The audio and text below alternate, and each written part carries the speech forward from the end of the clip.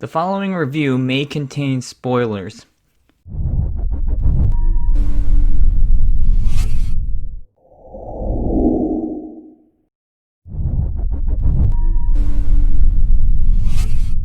The Old Guard is a new Netflix film directed by Gina Prince Blythewood based on an Image Comics release. I'm just going to say it right off the bat, this is one of the worst movies I've seen in a while. There are so many bad things in this movie, so let's just reel them off. First, the use of pop music throughout the entire movie. I normally don't like pop music in movies at all. The only time I like it is if it's used in kind of a funny, ironic way, like when DMX plays in the background of the Deadpool movies. But here, she really uses it in a super cheesy way. Even one of the battle sequences at the end, she uses this slow, melancholy pop song, and anyone can tell it just doesn't fit the battle scene. Second, the cinematography is horrendous. Look at the color palette of these comic book panels from the source material. A lot of shadows, very dark. I know I'm just picking a couple of things I found off Google Images, but you can see it's pretty dark here. Most of this film is shot in this really cheery, sunny yellow, and there's not a lot of shadows at all. There's not a lot of contrast in the lighting and photography. This is a very strange choice, especially with the source material. Third, the costume design. You know a director is sorely lacking vision when badass immortal warriors look like they're dressed in clothing straight from H&M. I mean, light blue t-shirt doesn't exactly exude badass. If you're gonna transfer something to cinema, you gotta make it visually appealing. And it might work in the comic, but it doesn't work here. There's a reason why Superman and Batman don't wear underwear on the outside anymore, because it doesn't look cool in the movies. Fourth, some of the acting in this movie is pretty terrible. The girl who plays Nile, her name is Kiki Lane. She was actually pretty good in a Barry Jenkins film called If Beale Street Could Talk. But here, I don't know what's going on. Maybe she's just completely uninspired by the material. Basically, her face is expressionless. Her eyes are emotionless. She just looks like a mannequin with moving lips. She needs to go back and work on independent films or material that inspires her, because she just was not inspired here at all. Fifth, and probably the most important thing, since it's an action movie, the action sequences are terrible. There's a couple of moments where they're trying to do John Wick stuff, but it just doesn't fly. There's a lot of chop edits. I remember a moment where someone headbutts someone and they cut right on the action. It doesn't make any sense. It's one second motion. Why do you need two shots for that? There's a lot of jerky and disorienting parts in the action sequences. They don't seem well thought out at all. I don't think they were storyboarded. They were not well choreographed.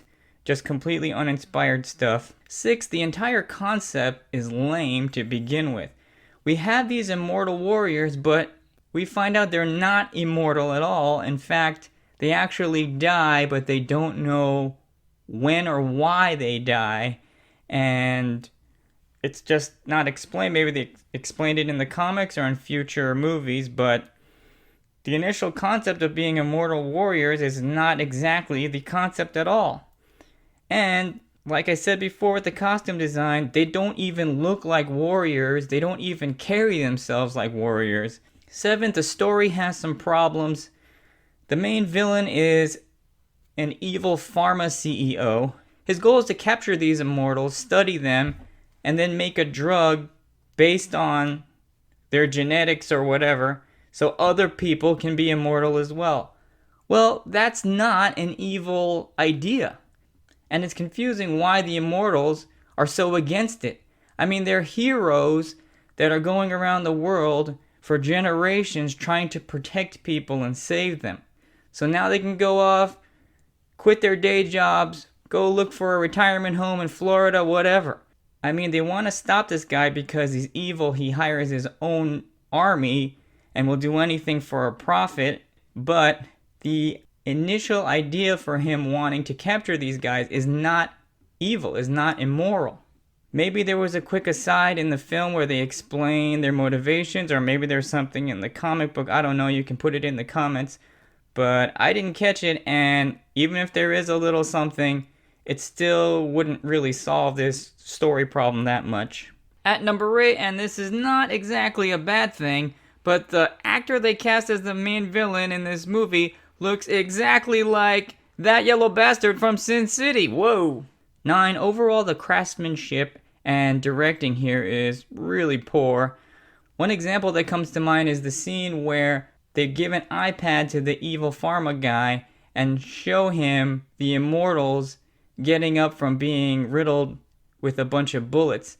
And his reaction to basically what is the most miraculous, amazing thing in human history is like he just watched an action scene from Fast and the Furious. He barely reacts at all, and then immediately pivots to, oh, let's capture these guys and make money off of it. Now, even though this is just a sci-fi action movie, it just is a prime example of this filmmaker having poor instincts. My final rating for The Old Guard is 1 star. As of the making of this video, Rotten Tomatoes has The Old Guard at 79%. How can you give this movie that basically fails on every level a positive review? I just don't understand it. The ending of this film implies that this will become a franchise. If Gina Prince Blythewood takes over the sequels, she should really work on honing her craft, being more passionate about film, studying other films and filmmakers and the genre she's working in. Otherwise, we really don't have much to look forward to for these sequels.